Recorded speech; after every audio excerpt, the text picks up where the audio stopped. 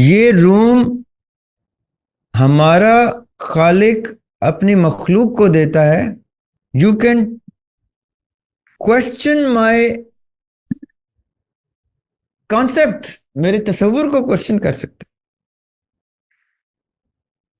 یعنی آپ خود سوچیں، فرشتوں کے پاس یہ روم نہ ہوتا تو فرشتے یہ جرت بھی کر سکتے تھے میں ابلیس کو اگر سائڈ پہ کر دوں.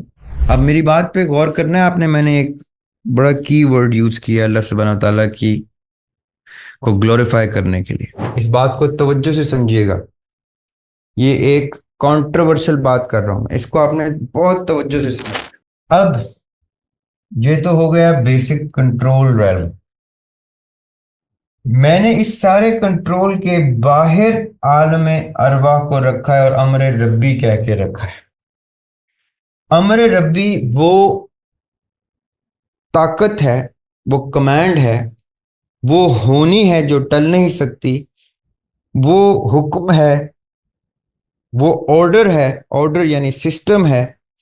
وہ تمام چیزیں امر ربی میں آتی ہیں جو اس سارے سسٹم کی ایگزسٹنس ہے. اس بات کو توجہ سے سمجھیے گا.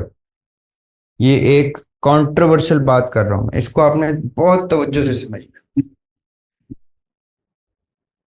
امر ربی قرآن پاک میں امر کی صورت میں اتنی بار ڈسکس ہوا ہے کہ عقل والے جب اس امر کو اکٹھا کرتے ہیں، گیدر کرتے ہیں، ان آیات کو اسٹڈی کرتے ہیں اور اس کے مفاہیم کو اسٹڈی کرتے ہیں کہ کس کس آیت میں وہ کس مفہوم میں آیا ہے، کس آیت میں وہ کس زمرے میں آ رہا ہے، کس آیت میں وہ کس پیرائے میں ڈسکس ہو رہا ہے، تو حیران کن حد تک آپ دیکھیں گے کہ امر ربی ایک myriad of godly divine activities ہیں.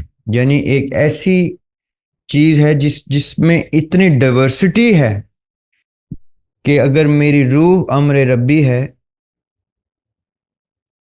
تو میری روح کے پاس ان تمام امر ربی میں سے امر میں سے کون کون سے امر کے صفات موجود ہیں. تو سیر حاصل بحث اینڈ ایئرز آف اسٹڈیز بتاتی ہیں مفسرین کو اور فلسفیوں کو، مفکرین کو، کہ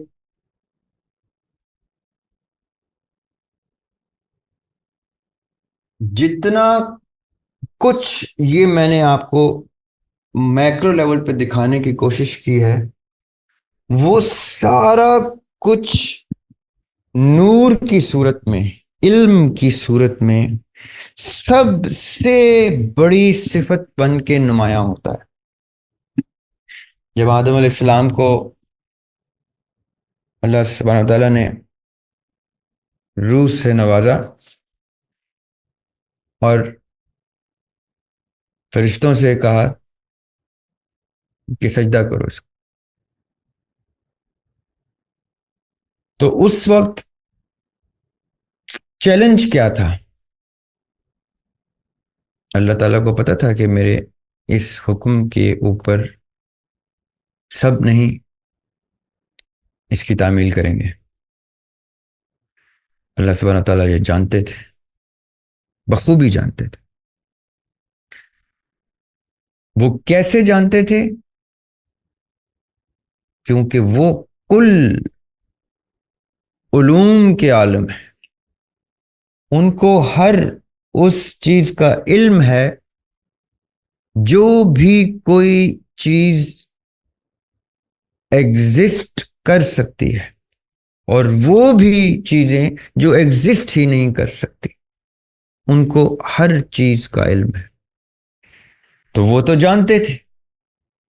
اب میری بات پہ غور کرنا ہے آپ نے. میں نے ایک بڑا کی ورڈ یوز کیا اللہ سبحانہ تعالیٰ کی کو گلوریفائی کرنے کے لیے کہ ان کو ہر چیز کا علم ہے. اب اس جملے میں کون سا ایڈجیکٹو ہے جو ان کو گلوریفائی کر رہا ہے، جو ان کو سپیریورٹی دے رہا ہے.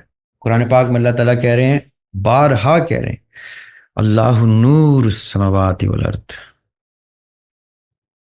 نور، نور، نور، نور. اور نور ایک ایسی اینڈلیس بحث ہے تمام تر مسلمانوں کے مابین کہ یہ نور کیا ہے، یہ نور کیا ہے. اب میں واپس آتا ہوں، جب ابلیس نے سجدے سے انکار کیا تو اس کا شکوہ بڑا خوبصورت طریقے سے اللہ تعالیٰ نے قرآن میں بیان کیا ہے کہ وہ کہہ رہا ہے کہ یا اللہ، مجھے آپ نے آگ سے بنایا ہے اور اس کو مٹی سے، تو میں تو اس سے افضل ہوں. یعنی وہ اپنے علم کا اظہار کر رہا ہے، اپنے علم کی بیس پہ وہ چیلنج کر رہا ہے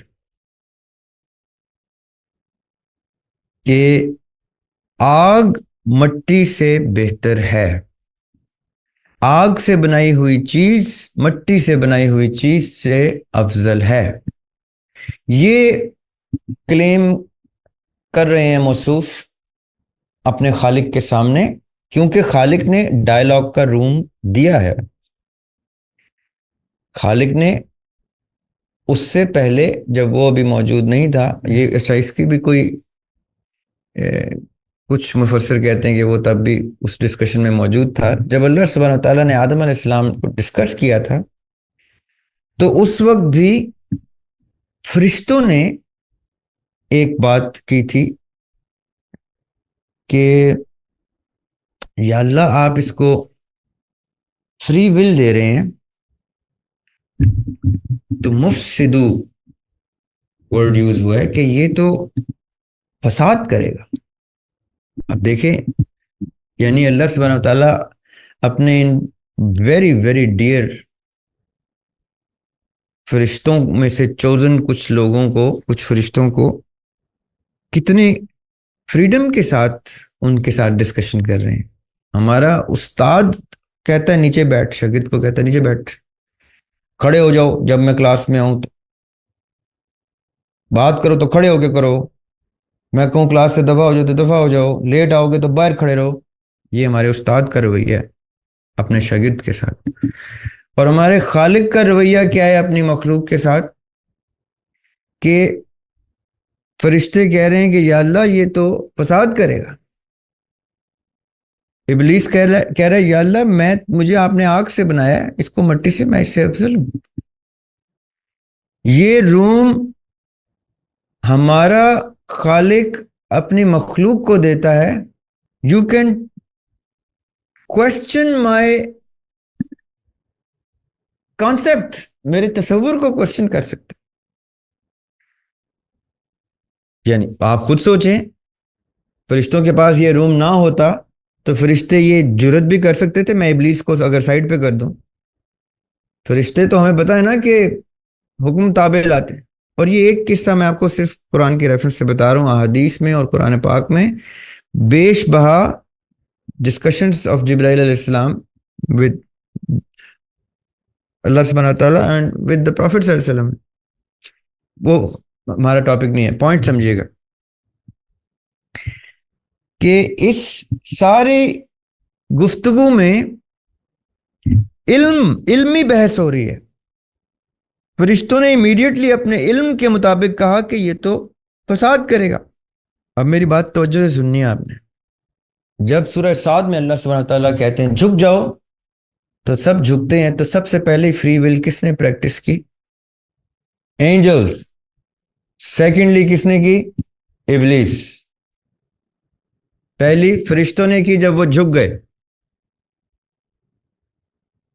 اگر آپ یہ کہتے ہیں کہ فرشتوں کے پاس فری ول نہیں ہوتی تو وہ یہ نہ کہہ سکتے کہ یا اللہ آپ اس کو فری ول دیں گے تو یہ فساد کرے گا.